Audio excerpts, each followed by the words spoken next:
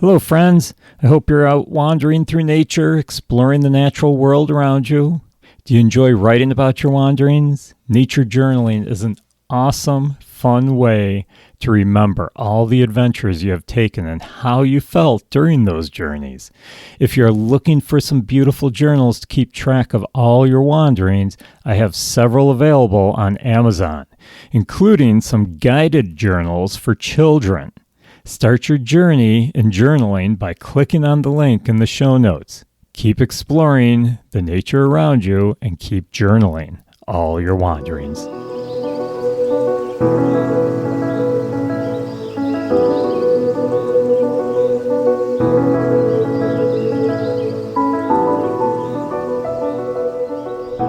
Hello friends, it's Paul, and that means this is the Nature Wanderer podcast. Welcome back.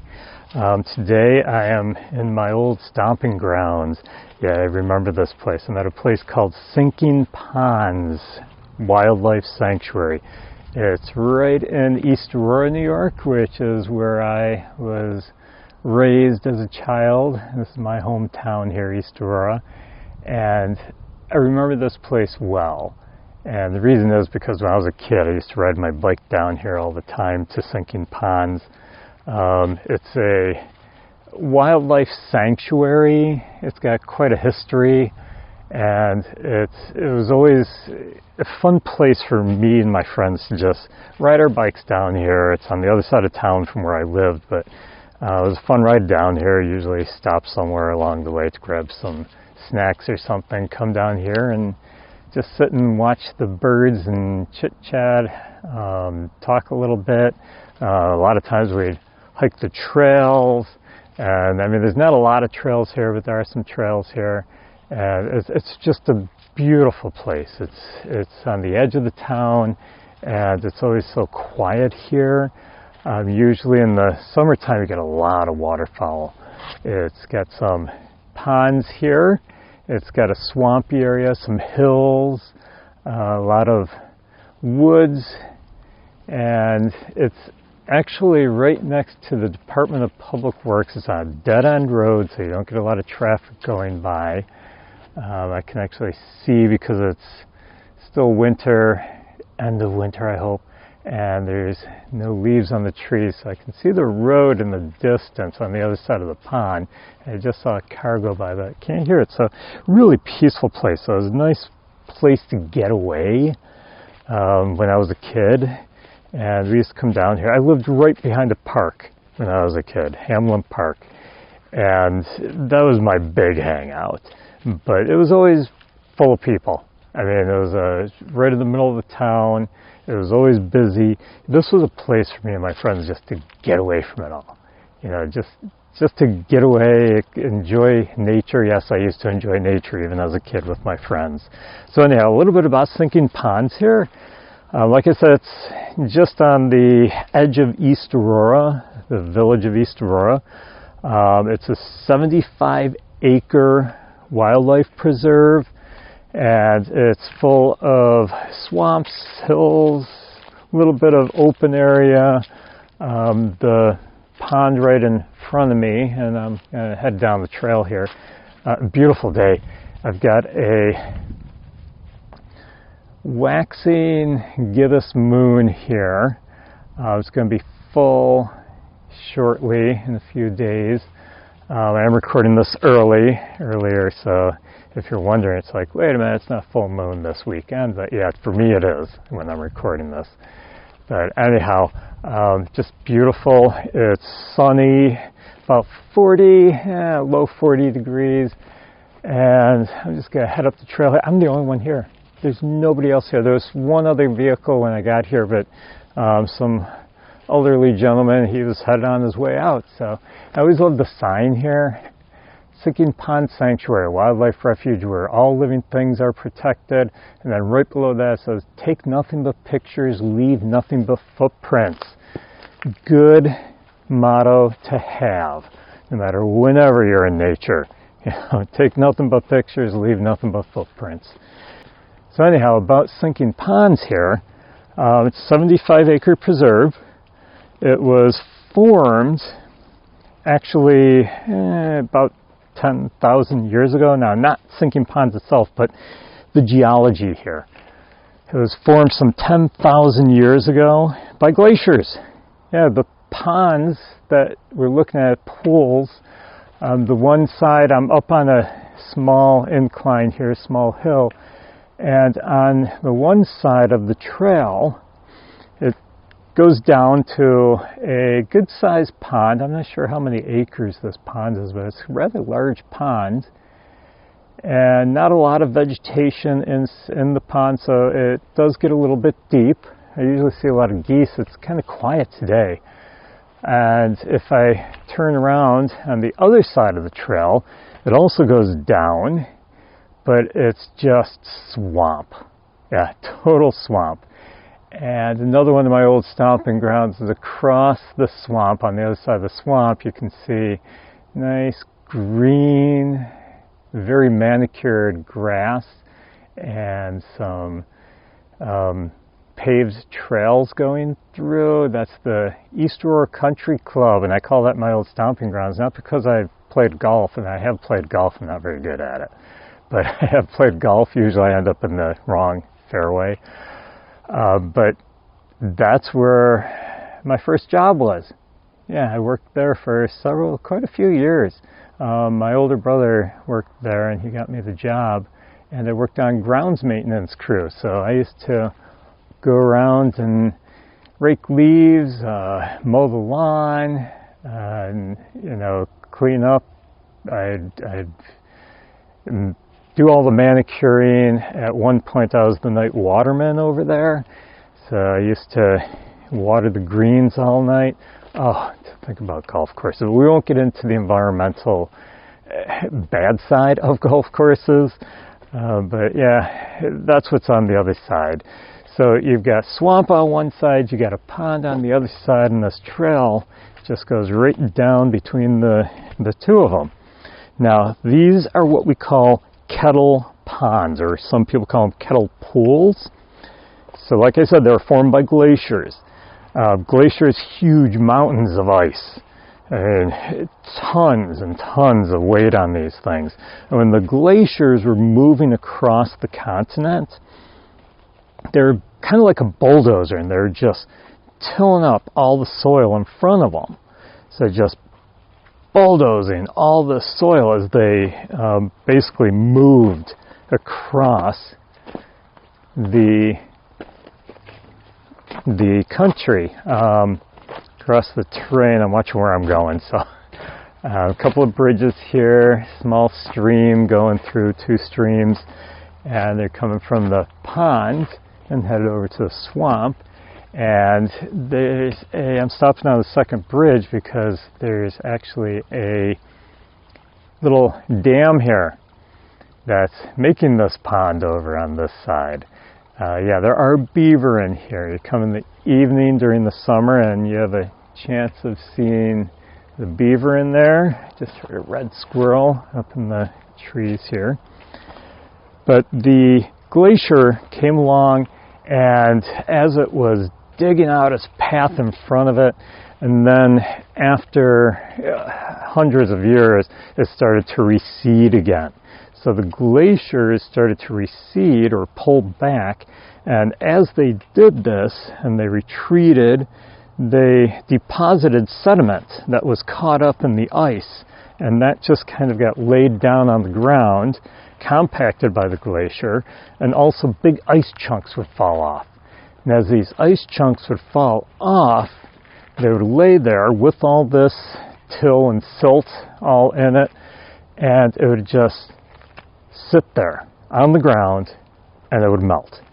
Now, as it melted, there was a depression. Okay, and depending on how compacted the ground was, remember, a lot of tonnage in this ice. So it was compacting down the ground there, and what would happen is this melting ice would often fill it up. Or if it was below ground table, the water table I should say, if it was below the water table, that depression would actually fill up with the water. So that's how these ponds, kettle ponds or kettle pools, were formed by the glaciers and making these depressions. I've seen kettle pools all around western New York, but this is a rather large one here. And of course you had the beaver move in, and so he dammed up a section, and so you get a pond on one side and you get a swamp a little lower level on the other side. Now as I'm walking up the trail here, on the back of the pond now, and they've really built this up since I was a kid. When I was a kid, there was hardly anything here. Sometimes it was difficult to find the trail even. But now they've got some benches here for you to sit on. The trail didn't even go behind the pond when I was a kid. It just went up the hill and just dead-ended. And if you weren't paying attention, you went too far, you were in someone's backyard. So I was always cautious not to go too far. Sorry about that. Stepped on a loose log. Lots of fallen leaves here still on the ground. Woodpeckers. So usually a good spot to do some birding here too. Now the area that I'm in, and I'm right along the edge of the pond, the back of the pond, but there is a hill to my left here, and as it goes up, there's a, it levels off, but it's a good sized hill. Probably on the way back I'll go up it a little ways. And there used to be a Native American settlement up here for many years, many years, hundreds of years. Native Americans settled here. They had a village up here, at least it's presumed. University of Buffalo, UB actually sent students here a couple of times to do some research. Let's see, the first time, I believe it was 1965 and 66, and the second time was in 2011 and 2012, and I think they even did some in 2013, where they actually did some excavations. So they had a couple of sites up on this hill where they did some excavations. And the reason they did this is because it's like there's Native American villages all over western New York. Someone found an arrowhead up in here. And that was like, okay, I'll bet there was a settlement here. So they did these excavations and they found a lot of arrowheads.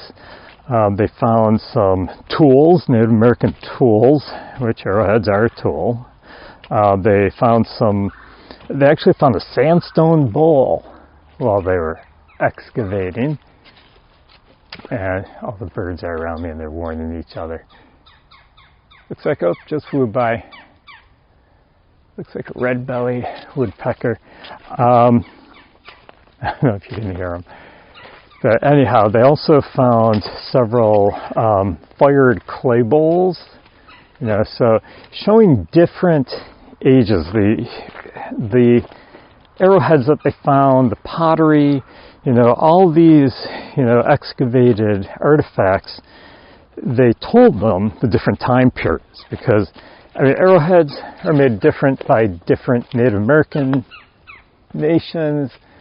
They're also made different by the time periods. Oh, there's a couple of them. Actually, I think those are, can't see them too well. I should have brought my binoculars, I guess.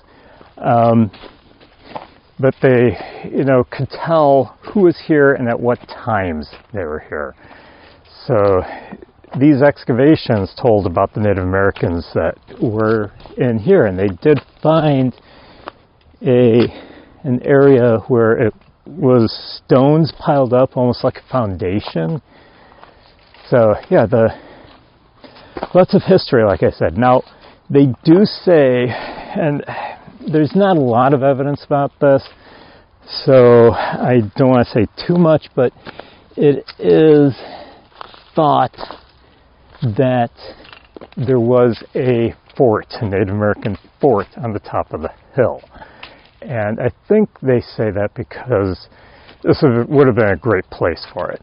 So, I mean, good hillside, you can keep an eye on what's going around. And it looks like I may be at the end of the trail here.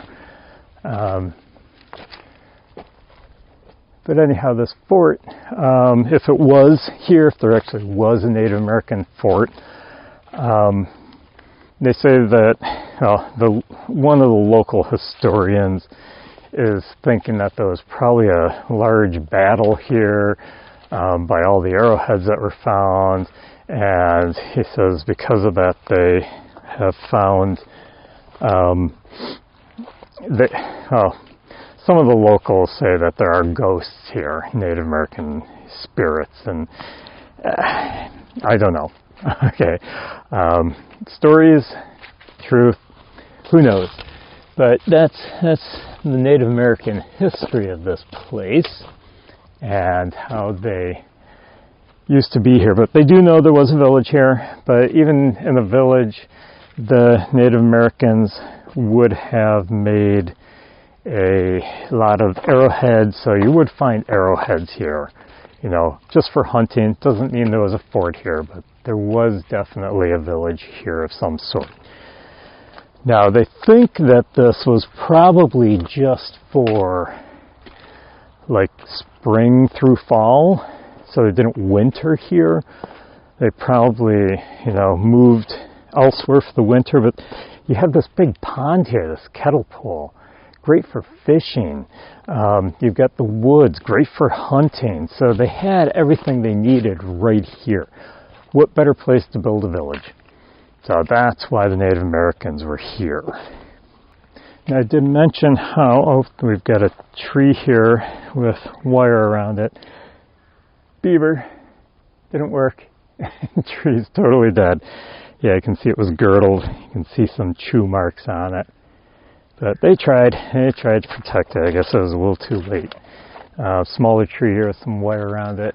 If you go to my beaver episode, you'll know all about that, how to prevent the beaver from chewing around the tree and girdling it, as we call it. They would protect it with this wire.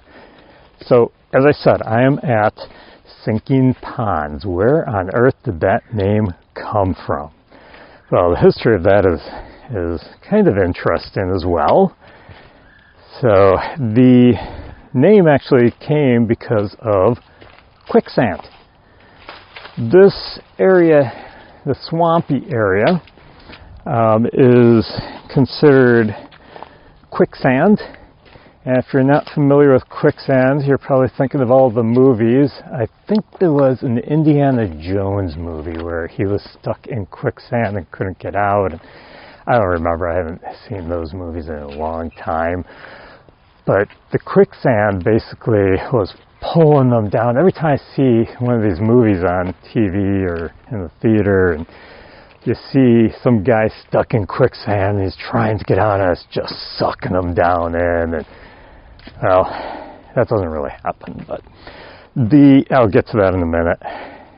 Quite a while ago, they decided the locals wanted to make an easy way to get from East Aurora to Alma, which is the next town over.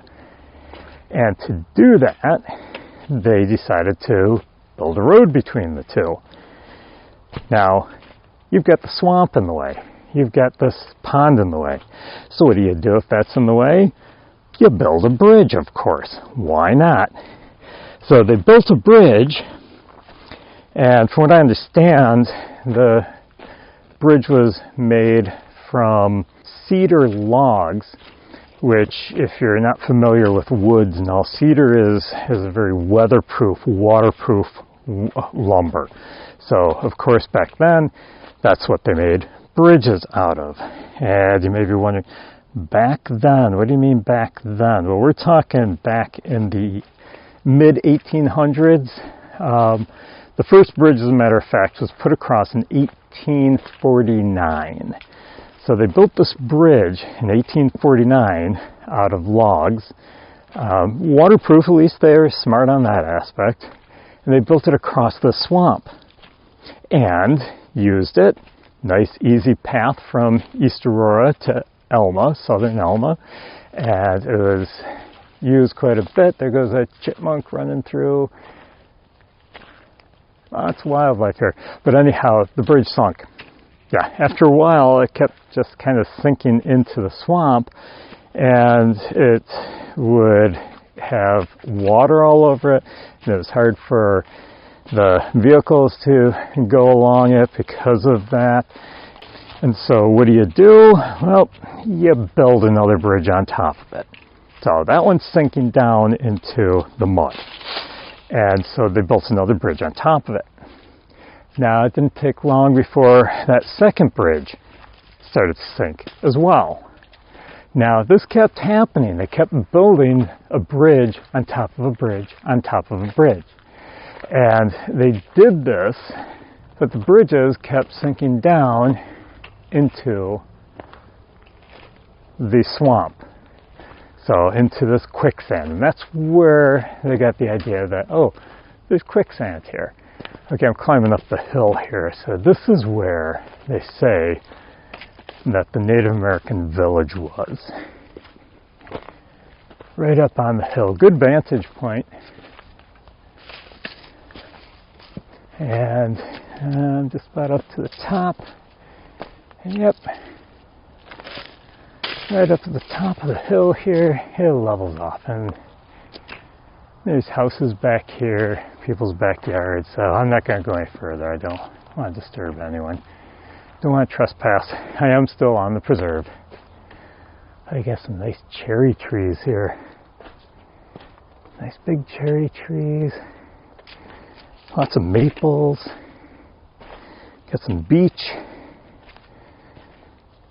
Unfortunately, everyone's carved their initials and names in the beech trees. I hate seeing that. Okay, so they kept building these bridges, one on top of another, figuring the one below it is going to stop sinking eventually, and it'll hold up this other one.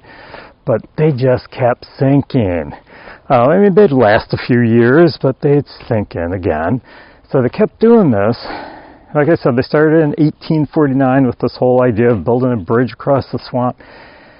Finally, in 1913, okay, if my math is correct, 64 years. So for 64 years, they kept building these bridges over the swamp. Can you guess how many bridges they built? About 26 bridges. Yes, finally, after the 26th bridge had about 100 yards of it underwater, the two towns got together and they said, okay, enough is enough. Honestly, I would have quit long before that. It's like, is that important for the shortcut to get from one town to the other? Well, I guess back then it was. But I would have quit long before that. They went for 64 years, 26 bridges, 64 years of building these bridges. And finally the two towns got together and they said, okay, enough's enough, let's just go around. We're not going to build another bridge. Obviously this is quicksand. Obviously the bridges are going to keep sinking. 26 bridges to figure this out. Okay, well anyhow, they finally did reroute the whole road. So instead of building a whole new bridge over the top of it, I mean, today's technology, maybe they could have built a bridge that would have stayed up, but instead they rerouted the road. And it doesn't go that far out of the way, believe it or not. I guess from what I understand, the original road that they had planned on rerouting went way out of the way, miles out of the way. But then they decided, no, there's an easier way. We'll just follow along the edge. We'll take the ridge that goes along the edge of this pond, these kettle pools, and we'll just build the road there. And that's what they did. So it's less than, I'm going to say, I mean, I don't know about the distance, but probably less than a mile out of the way. So it didn't really add that much to it. So that's what finally was done. But that's where the name sinking ponds came from. It was all because of these bridges sinking down. And they do say, and I have been there here when the water level's been low, but they do say when the water level's low, you can still see remnants of the bridge that came across. So I don't think I've ever seen that, but that's when they decided, okay, well, let's just put the town public works down here. We have all this open space left over. We'll turn it into a wildlife sanctuary. So I'm kind of glad they did do that. So I want to talk a little bit about quicksand, since we're here at Sinking Ponds and we're on the subject of quicksand. Quicksand is not always sand. The name sand is in the name quicksand, but quicksand is basically a sandy soil. We'll put it that way. Sandy soil, loose soil. This water gets saturated.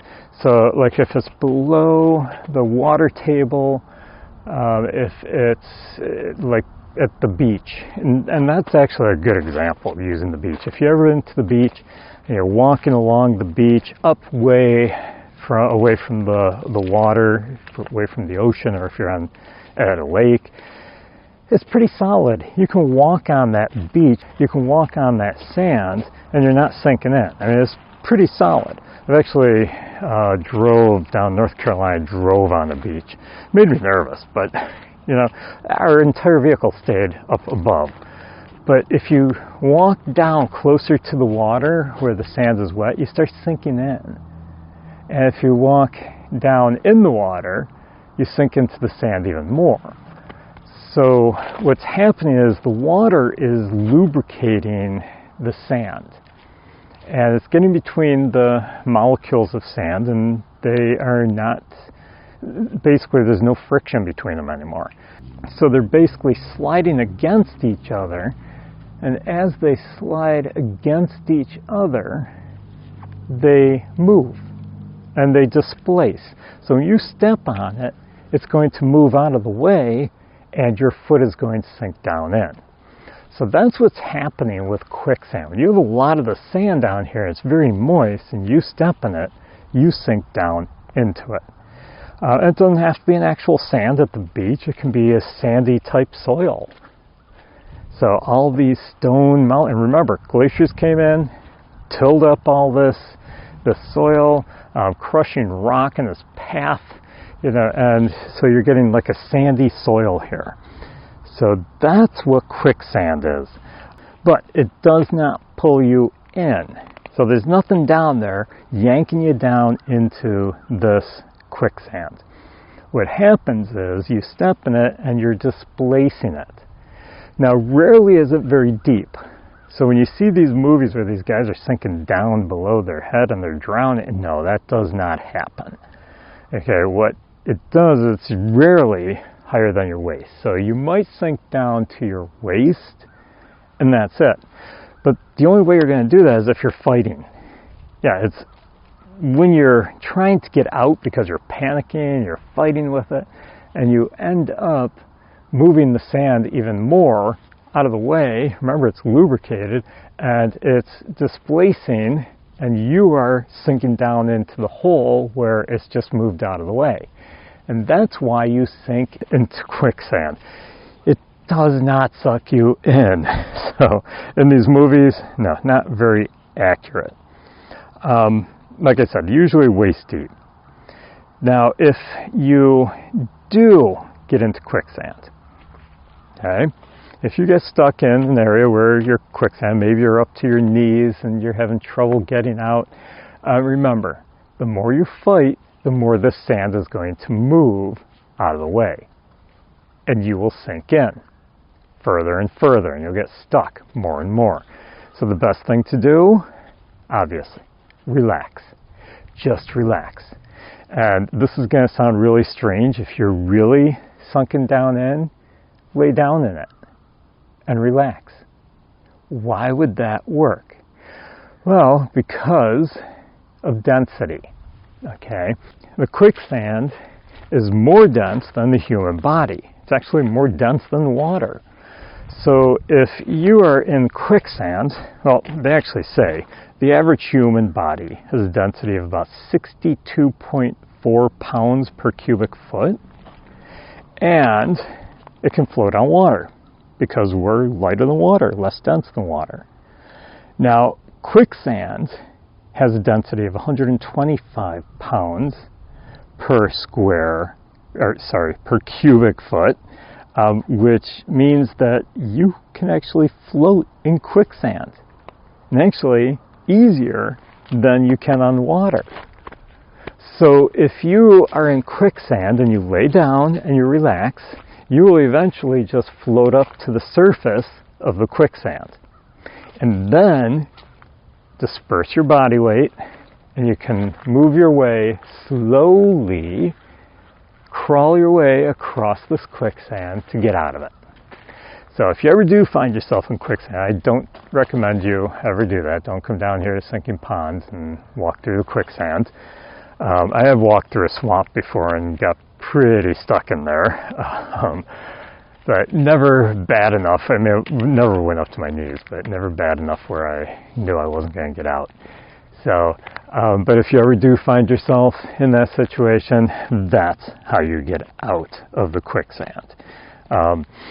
Now, here at Sinking Ponds Wildlife Refuge, lots of wildlife here. So if you want to come down here to see the wildlife, there is a lot of it here. I mean, while I was here, I was seeing the woodpeckers, of course. I was seeing some songbirds flying around. I had a lot of waterfowl today. Kind of surprised me. I saw the chipmunks, saw a couple of squirrels. So a lot of wildlife. I've seen pictures of a lot of warblers, so it was a great place for birding. Lots of songbirds down here. I saw a picture on the Facebook page of an eagle down here. I mean, it's a great place for an eagle, right? Nice open water, probably fishing there. So you get muskrat, beaver, of course. So lots of wildlife down here. I'm sure in the evening you probably get some deer, and you probably get maybe some fox, coyote, possibly groundhog up on the hill. So yeah, great place for wildlife. Usually in the summer, when the pond is not frozen over, you will get a lot of waterfowl in the Kettle Pond. So come down here in the summertime and watch it. They've got benches set up right along the water, so you can just sit there and enjoy watching it. So I hope you enjoyed learning a little bit about sinking ponds and quicksand and the Native Americans that were in this area. I encourage you to come down here if you live in the area, if you're ever close. Not a long hike. I mean, it's probably about 3/4 of a mile on the way in, and then again on the way back out again. So it doesn't go very far. Now, if you do, oh, there goes a cardinal flying by. If you do come down here, remember, take nothing but pictures, leave nothing but footprints. I'd like to thank you for joining me today. I'm going to head on out for my next adventure, wandering through nature.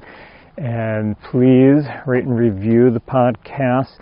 Don't forget to check the show notes for all the links to merch and to support me on Ko-Fi. Also, if you want watching the birds, sorry, I got distracted. If you want to do some nature journaling, I do have some journals available through Amazon. Check out my author's page, and it has a link to all the journals there. Feel free to check that out, and the links are in the show notes. So hope you enjoy wandering through nature, and don't forget, keep exploring the nature around you. Have a great day.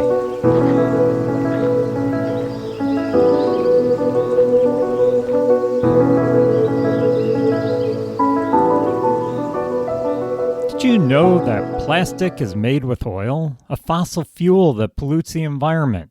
And did you know that only about 15% of all plastic is recycled into new products? Wouldn't it be awesome if we could live our lives without plastic so that we could stop harming the planet? Well, there's a company that wants to help you do just that. Life Without Plastic sells products that will reduce or eliminate your dependence on plastic. They have a large selection from toothbrushes to food storage containers to drinking straws, all plastic free. And it's reasonably priced. So what are you waiting for? Check out all these great plastic-free products and help save the planet. Just click on the link in the show notes to find out more and to start your journey to being plastic-free.